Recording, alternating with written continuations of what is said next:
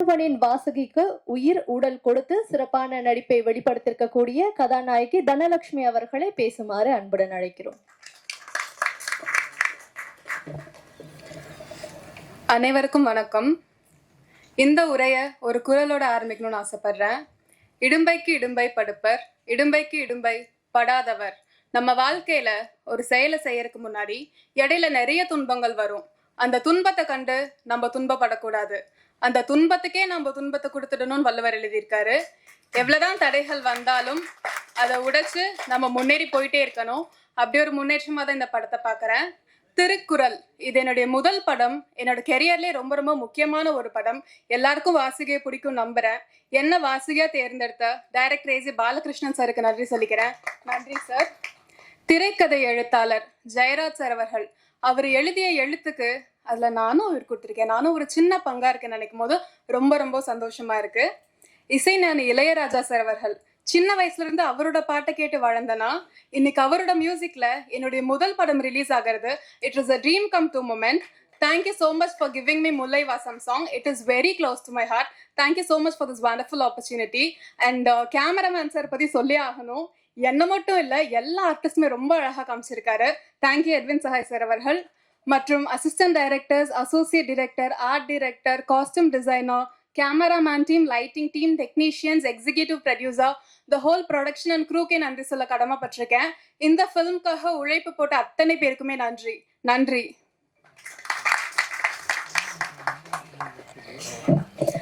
திருவள்ளுவருடைய சிலை நம்ம பார்த்துருக்கோம். திருவள்ளுவன் அப்படின்னாலே நமக்கு அந்த முகம் ஞாபகம் வரும். ஆனால் அதுவே வரையப்பட்டது தான் அப்படின்ட்டு புத்தகங்கள் எழுதி இருக்கு. படிக்கும் பொழுது அதெல்லாம் நம்ம தெரிஞ்சுக்கிட்டோம். ஆனால் சிலையை பார்க்கும் பொழுது அந்த திருவள்ளுவன், ஆனால் படத்துல சினிமால ஒரு திருவள்ளுவன் அப்படின்னா நிச்சயமா இந்த படத்துக்கு பிறகு இவருடைய முகம் தான் ஞாபகம் வரும் அப்படின்னு நினைக்கிறேன். ஸோ திருவள்ளுவன் அப்படின்ற அந்த கேரக்டருக்கு உயிரோட்டம் கொடுத்திருக்கக்கூடிய இந்த படத்துடைய கதாநாயகன் திரு கலைச்சோழன் அவர்களை பேசுமாறு அன்புடன் அழைக்கிறோம்.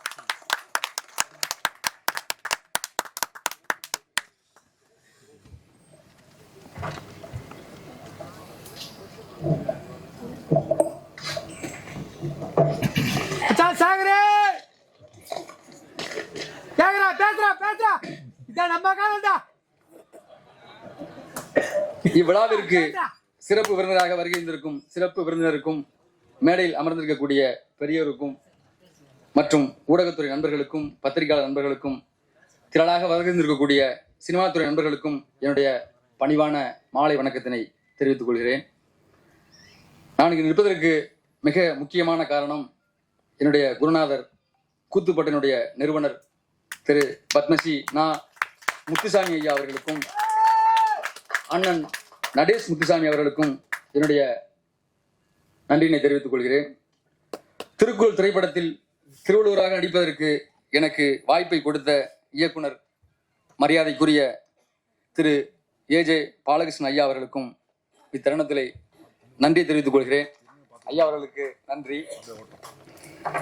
இத்திரைப்படத்தினுடைய திரைக்கதை ஆசிரியர் மரியாதைக்குரிய செம்பூர் கே ஜெயராஜன் அவர்களுக்கும், ஒளிப்பதிவாளர் ஏஎம் எட்வின் சகாய் அவர்களுக்கும் அவருடைய குழுவினருக்கும், கலை இயக்கம் சுரேஷ் கலேரி அவர்களுக்கும் அவருடைய குழுவினருக்கும், ஆடை வடிவமைப்பு சுரேஷ் அவர்களுக்கும் அவருடைய குழுவினருக்கும், தயாரிப்பு நிர்வாகம் ஜெய்சங்கரன் அவர்களுக்கும் அவருடைய குழுவினருக்கும், மக்கள் தொடர்பு மனவை யுவன் அவர்களுக்கும் அவருடைய குழுவினருக்கும், சவுண்ட் இன்ஜினியர் சத்யா அவர்களுக்கும் இத்தருணத்தில் நன்றி தெரிவித்துக் கொள்கிறேன். மேலும் இத்திரைப்படத்தில் என்னோடு இணைந்து நடித்த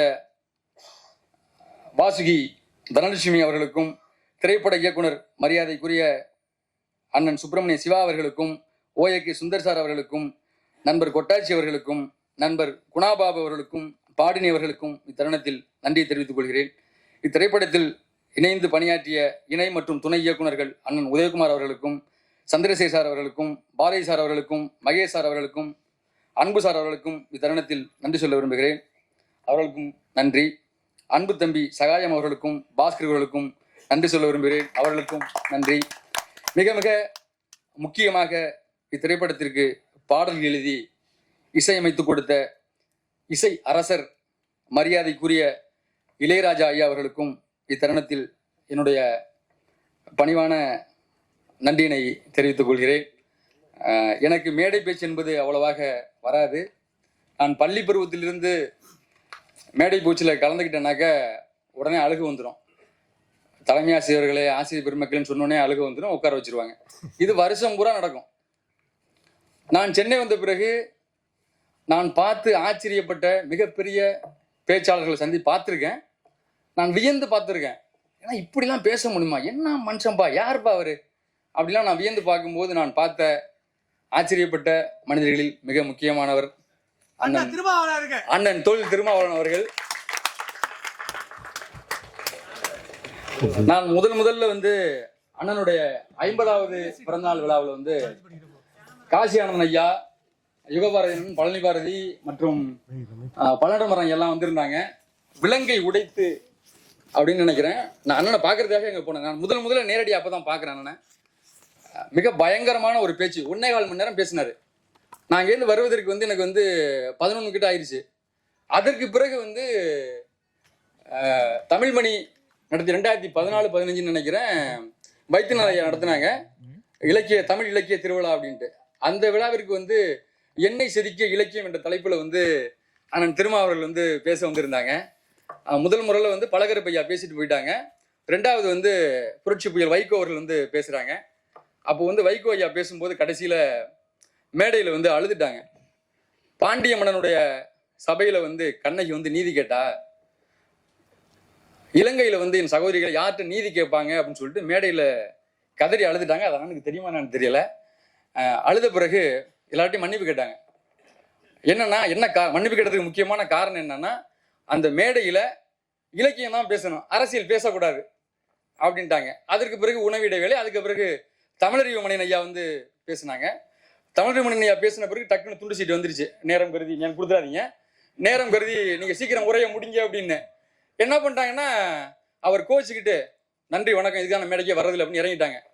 அதற்கு பிறகு நான் ஆவலோடு எதிர்பார்த்த, நான் பெரிதும் மதிக்கிற அண்ணன் திருமாவர்கள் உள்ள வர்றாங்க. அந்த ஆடிட்டோரியம் கிட்ட 2000 பேர் உட்கார நினைக்கிறேன். நான் மேல டாப்ல உட்காந்துருக்கேன். அண்ணன் உள்ள என்ட்ரி, நம்மளுக்கு தலைவர் வந்துட்டாரு அப்படின்னு நினைச்சுக்கிட்டு ஒரே ஜாலியா இருக்கேன். ஆனா ஒரு பெரிய சந்தேகம், அண்ணன் எப்படி இலக்கியம் பேசுவாங்கன்னா, அவர் அரசியல் பயங்கரமா பேசிட்டு இருக்காங்க. ஆனா அண்ணன் மிகப்பெரிய ஒரு புத்தக புலன்னு எனக்கு தெரியும். இருந்தாலும் யோசிச்சுக்கிட்டு இருக்கேன். பார்த்தா ஐயா அண்ணன் எண்ணெய் செதுக்கி இலக்கியங்கிற தலைப்புல அண்ணன் மேடையில பேச போறாங்க. பேசும்போது வழக்கம் போல அன்பான கட்டளை ஆசிரியர் வைத்தியநாதன் ஐயா ஆணை பிறப்பிக்கிறாங்க, அரசியல் பேசக்கூடாது அப்படின்னு. நான் வியந்து இன்று வரை ஒரே மேடையில் இவ்வளவு பெரிய ஒரு அறிவாற்றலை வெளிப்படுத்தி ஒரு மாமனிதரை நான் பார்த்து வியக்கிறேன். அண்ணன் சொன்னாங்க, அப்ப வரம்பு மீறுவதுதான் திருமாவளவனுக்கு பிடிக்கும் அப்படின்னு. நீங்க ஆணை பிறப்பிப்பதே அது ஒரு அரசியல் அப்படின்னாங்க. நீங்க ஆணை பிறப்பதே ஒரு அரசியல், வரம்பு மீறுவதுதான் திருமாவளவனுக்கு பிடிக்கும் அப்படின்னாங்க. எனக்கும் வரம்பு மீறுவதுதான் அத்துமீறுவதுதான் வரம்பு மீறுவதானே, ரெண்டு அத்துமீறுவதுதான் திருமாவளவனுக்கு பிடிக்கும். எனக்கு சரியாக ஞாபகம் இருக்கும் பட்சம் தெரியல, சாரி. வரம்பு மீறுவதுதான், நான் ஏன் போயிட்டே போறேன்னு, வரம்பு மீறுவதுதான் திருமாவளவனுக்கு பிடிக்கும்னாங்க. அரங்கமே அதிர்ந்துருச்சு பயங்கரமா. எனக்கும் வரம்பு மீறுவது ரொம்ப பிடிக்கும். இருந்தாலும் நான் பயணிக்கின்ற பாதை வேறு. நான் பயணிக்கிற பாதை பணிவு, அண்ணன் பயணிக்கிற பாதை துணிவு. ஏன்னா தன்னைத்தான் காக்கின் சினங்காக்கா காவாக்கால் தன்னையே கொள்ளும் சினம். நான் சினத்தை ஓரந்தள்ளிட்டு ரொம்ப பணிவா பயணிக்கிறாள். அண்ணன் அப்படி இல்லை. உறுப்பமைந்து ஊர் அஞ்சா வெல்படை வேந்தன் வெறுக்கையில் எல்லாம் தலை அப்படின்னு படைமாட்சியில குறிப்பிட்டது போல அண்ணன் கம்பீரமா பயணிக்கக்கூடியவர். இந்த தருணத்துல நான் மிகப்பெரிய ஆச்சரியப்பட்டு வியந்து பார்த்த ஒரு அரசியல் தலைவர், மிகப்பெரிய ஒரு மேடை பேச்சாளர். நான் பொழுதுபோற நேரத்திலாம் பார்லிமெண்ட்ல அண்ணன் பேசுகிற கேட்டே இருப்பேன். மிகச்சிறந்த எனக்கு அண்ணன் இல்லை. அதே போல இதெல்லாம் சந்திச்சல மிகப்பெரிய பெருமையாக நினைக்கிறேன். அதற்கு பிறகு கூத்துப்பட்டின் சார்பாக காண்டோவன தகனம் என்ற ஒரு நாடகத்தை நாங்கள் அரங்கேற்றம் பண்ணோம். அப்போ அண்ணாவோட தலைமையில் மகேந்திரன் ஐயாவும் இருக்கும் பொழுது அண்ணனோட தலைமை அலுவலகத்தில் அந்த நாடகத்தை நாங்கள் அரங்கேற்றம் பண்ணோம். கிட்டத்தட்ட அண்ணன் 9-10 ஆயிடுச்சு. அதுவரை அண்ணன் அந்த நாடகத்தை பார்த்து கண்டுகளிச்சு நடிகர்களுக்கெல்லாம் மரியாதை செஞ்சு இரவு நாங்கள் ஏதோ சாப்பிட்டுக்கிட்டு இருந்தோம் உட்காந்து. அப்போ வந்து டிஸ்டர்ப் பண்ண வந்தாங்க. ஒரு 2 மணி நேரத்தில் கிளம்பிடுவாங்கப்பா, நடிகனை தொந்தரவு பண்ணாத அப்படின்னு சொல்லிட்டு அவ்வளோ ஃப்ரீடம் கொடுத்து அந்த அலுவலகத்தில் வந்து நாடகத்தை நாங்கள் பண்ணுறதுக்கு ஒத்துக்கிட்டாங்க. அது நாடகம் குறித்து நீண்ட உரை பேசினாங்க. அதற்கு பிறகு நான் அண்ணனை இந்த தருணத்தில் சந்திப்பது பெரும் மகிழ்ச்சியாக கருதுகிறேன். தமிழன் பெருமைமிகு அடையாளமான இத்திருக்குறள் திரைப்படத்தை உலகம் பூராவும் கொண்டு சேர்க்க வேண்டிய பொறுப்பு ஊடகத்துறை, பத்திரிகை துறை நண்பர்களுக்கு மட்டுமல்லாது இங்கே வருகை இருந்திருக்கக்கூடிய உங்கள் அத்துணை பேருக்கும் இருக்குது. அதை நீங்கள் கண்டிப்பாக இந்த படத்தை உலகம் பூரா கொண்டு சேர்ப்பீங்கன்னு நான் உங்களை அன்போடும் பணிவோடும் கேட்டுக்கொள்கிறேன். நான் இங்கே நிற்பதற்கு மிக முக்கியமான காரணம், கூத்துப்பட்டறைக்கும் எனக்கு இவ்வளவு பெரிய வாய்ப்பு யாருக்குமே கிடைக்காத வாய்ப்பு அப்படின்னு தான் சொல்லணும். உண்மையிலே கிட்டத்தட்ட ஐயா வந்து ஒரு 10-12 பேரை தேர்வு செஞ்சுருக்காங்க. அதுக்கும் பிறகு என்ன தேர்வு செய்யும் போது கலை இது சாதாரண விஷயம் இல்லை, புலால் உண்ணாமை கல் உண்ணாமை எழுதியிருக்காங்க, அதனால நீங்கள் அதை ஃபாலோ பண்ணுங்க அப்படின்னாங்க. இன்று வரை நான் இந்த படத்திற்காக அனைவருக்கும் நன்றி நன்றி நன்றி, வணக்கம். உஷாரா இருக்கணும், ஒண்ணுமே தெரியாதுன்ட்டு சூப்பரா சாதனை படிச்சுட்டு போயிட்டே இருப்பாங்க இவங்க எல்லாம். இருந்தாலும் வாழ்த்துக்கள். அப்புறம் அவருக்கு ஹெல்ப் பண்ணணும்ட்டு அங்கேருந்து எடுத்து கொடுத்தீங்க நண்பர்கள் நினைக்கிறேன். நல்ல விஷயம். அங்கிருந்து பேசுறது ரொம்ப ஈஸி, இங்கிருந்து பேசுறது ரொம்ப கஷ்டம், பார்த்துக்கோங்க. தேங்க்யூ. அடுத்ததா ஒரு முக்கியமான நபர் தான் மேடைக்கு வந்து இங்க இடத்துக்கு வந்து பேச இருக்கிறாரு. ரொம்ப இன்ஸ்பைரிங்கான ஒரு பர்சனா இருக்காரு. யூடியூப்ல போயிட்டு அவருடைய பேரை நீங்க போட்டு பாருங்க, அவருடைய இன்டர்வியூஸ்லாம் எடுத்து பாருங்க. நீங்க வாழ்க்கையில முன்னேறணும், சாதிக்கணும், என்ன பண்ணணும்னு தெரியாம இருந்தீங்கன்னா நிச்சயமா உங்களுக்கு அது வந்து பயனுள்ளதா இருக்கும். கடந்த ஏப்ரல் வரைக்குமே பாத்தீங்கன்னா திருவள்ளுவனுக்காக 180 சிலைகளை வந்து வச்சிருக்காரு. ஆக்ஸ்போர்ட் பல்கலைக்கழகத்திலேயே அடுத்ததா வள்ளுவனுக்கு சிலை வைக்கிறதுக்காக அத்தனை முயற்சியிலுமே வந்து இறங்கி இருக்கக்கூடிய திரு விஜி சந்தோஷம் அவர்களை பேசுமாறு அன்புடன் அழைக்கிறோம்.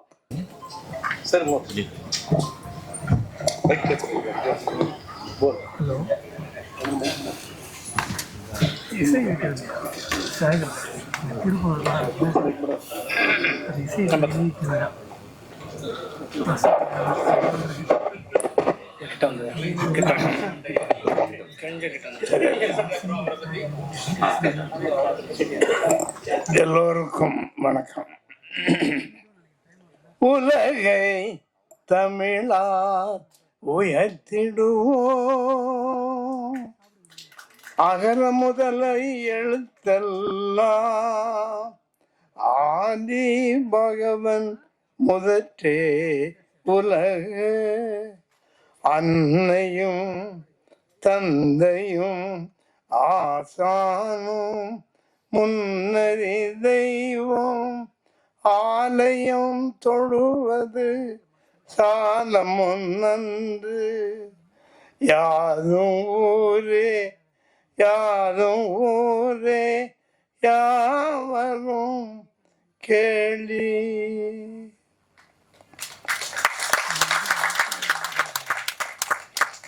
திருக்குறள் ஒரு தெய்வீக நூல். திருக்குறள் என்று உலகில் பல்வேறு நாடுகளுக்கு திருக்குறள் சென்று வருகிறது. வள்ளுவ பெருமான் அதற்கு துணை நிற்கின்றார். பிஜேபி உலக தமிழ்ச்சங்கம் மூலமாக இன்று உலகம் முழுவதும் 187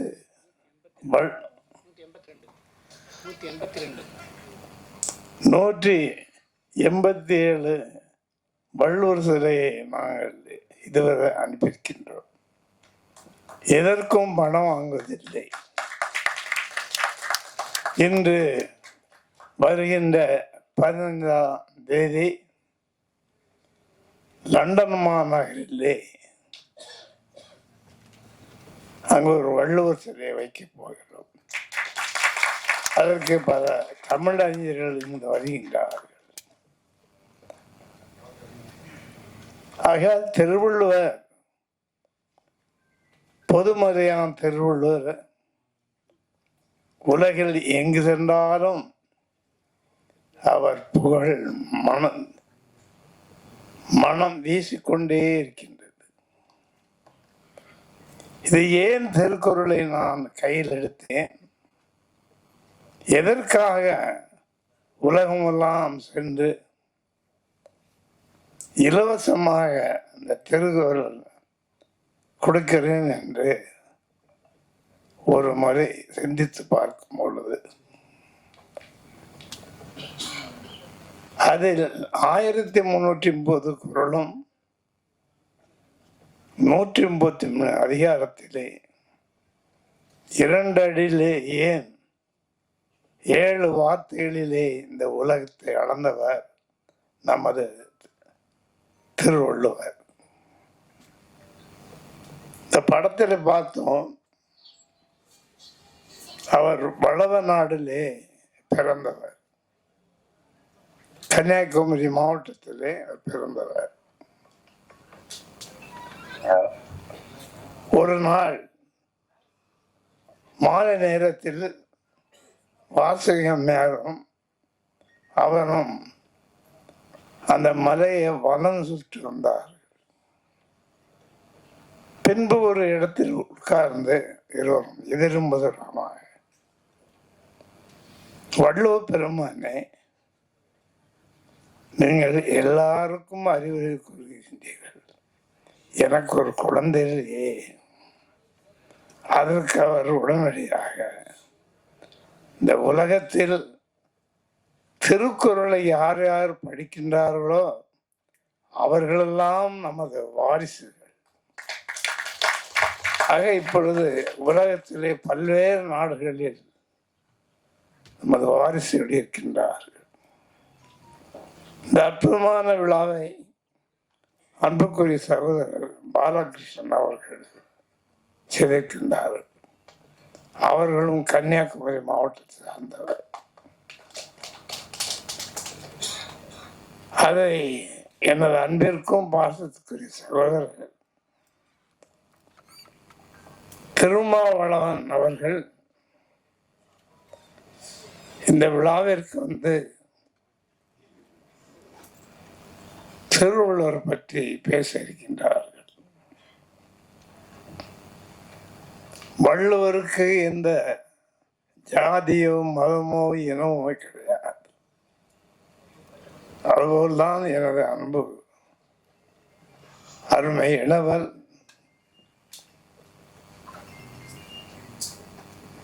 திருமாவளவன் அவர்களுக்கு எல்லோரும் ஒன்றுதான், எல்லா மக்களும் ஒன்றுதான். எல்லோரும் நன்றாக இருக்க வேண்டும், நன்றாக உழைக்க வேண்டும், உழைத்த பயனை அடைய வேண்டும் என்ற எண்ணத்துடன் அவர்கள் ஊரெல்லாம் சுற்றி வருகின்றார்கள். சுற்றுகின்ற நேரமெல்லாம் ஏழை எளிய மக்களையும் பார்க்கின்றார்கள். அதே நேரத்தில் தமிழையும் அவர்கள் மிக அற்புதமாக பார்த்து வருகின்றார்கள். அதில் ஒன்று திருக்குறள். இந்த திருக்குறள் வெளிநாடுகளில், எல்லா நாடுகளிலும், அமெரிக்கா, ஆப்பிரிக்கா, ஆஸ்திரேலியா, இப்படிப்பட்ட பல நாடுகளிலே நாங்கள் வைத்திருக்கின்றோம். வருகின்ற 15ஆம் தேதி லண்டன் நகரத்திற்கு ஒன்று எடுத்து தருகின்றோம். என்று வள்ளுவர் யார் என்று கேட்கும் பொழுது, இந்த தாடி வைத்தவர் யார் என்று பள்ளியிலும் கல்லூரியும் கேட்கும் பொழுது அவர் சொல்லியிருந்தார், அவர்தான் ஞான தந்தை கருவூல பெட்டகம். 7 வார்த்தைகளிலே இந்த உலகத்தை அளந்து எல்லோரும் ஒருவரும் எல்லோரும் ஒரு என்ற எண்ணத்தை நமக்கு ஊட்டியவர். இன்று அவர்களே நம்ம எல்லோரும் உள்ளத்திலே வைத்து மகிழ்கின்றோம். இந்த ஏழை சிறுவன் ஒரு சாதாரண டீ கடை வைத்தவன், பின்பு பேப்பர் போட்டவன், வீடு வீடாக சென்று பேப்பர் போட்டு அதில் இருந்த வருமானத்தை எனது அருமை அம்மா சந்தனத்தாய் அவர்கள் எங்களை வளர்த்தார்கள். ஈன்ற பொழுதில் பெரிதுவக்கும் தன் மகனை சான்றோன் என கேட்ட தாய். தாயை மறக்காதீர்கள், தந்தையை மறக்காதீர்கள், ஆசிரியரை மறக்காதீர்கள். இதை நம்ம உள்ளத்திலே தான் நமது வள்ளுவ பெருமான் நமக்கு வழிகாட்டுவார். அந்த வழியிலே நாம் எல்லோரும் செல்ல வேண்டும். அதற்காக இந்த அருமையான மேடையில் பேசுகிற வாய்ப்பும் இதில் அமர்ந்திருக்கின்ற எல்லா கலைஞர்களுக்கும் அன்பான நல்வாழ்த்துக்கள் சொல்லி விடைபெறுகிறேன். வணக்கம்.